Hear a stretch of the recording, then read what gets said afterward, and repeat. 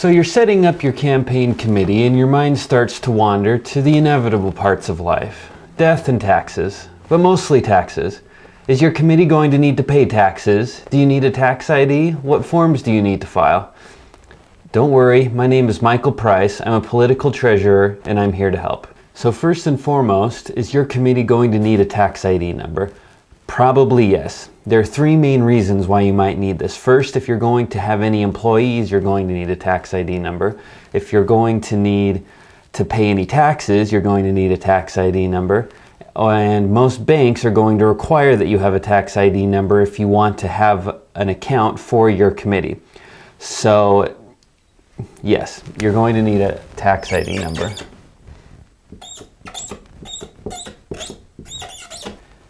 This would be a good time for me to remind you that your situation is fact dependent. And just because my information that I'm giving you sounds similar to your situation, it's not to be construed as legal or accounting advice. If you want to hire me as your political treasurer, this can be an entirely different conversation. You can contact me at my website, frontrunnercf.com, or I'd recommend that you find another form of legal or accounting professional to consult with first.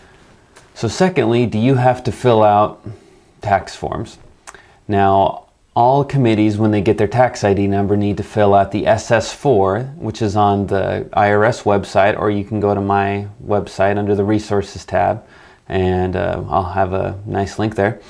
When you go to fill out the SS4, it will ask if you need to fill out an 8871. Now, if you do, then you will likely have to, on a regular basis, yearly most likely, fill out tax forms. So here's a list of committees that do not have to fill out the 8871 and thus do not have to regularly fill out tax forms.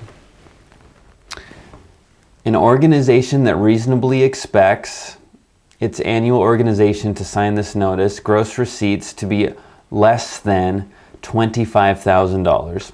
A political committee required to report under the effective failure to file Form 8871 Federal Election Campaign Act of 1971. A political committee of a state or local candidate.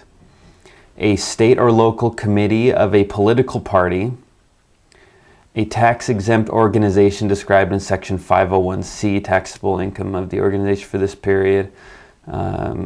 So on and so forth.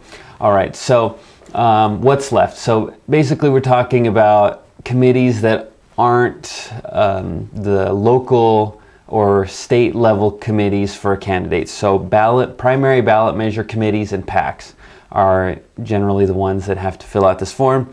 So keep that in mind if you want to start a ballot measure committee or a PAC, that you will be needing to fill out forms regularly. So PACs or ballot measure committees, file form. So lastly, is your committee going to have to pay taxes?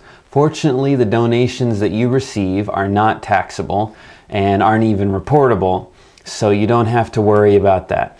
Now, if you get any unrelated business income, now usually this is limited to something like interest, then you will have to pay taxes on that.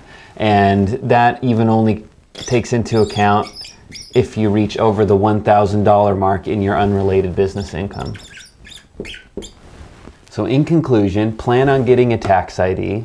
If you're going to be a PAC or a ballot measure committee, plan on filing forms on a regular basis. And if you get more than $1,000 in unrelated business income, likely in interest, you're going to have to pay taxes on it. Thank you for watching my video. I sure hope that it was useful. If it was, please make sure to let me know. If it wasn't, let me know. If you have any more questions or you want to submit future episodes, head on over to my website, frontrunnercf.com. You can also inquire about retaining me as your political treasurer.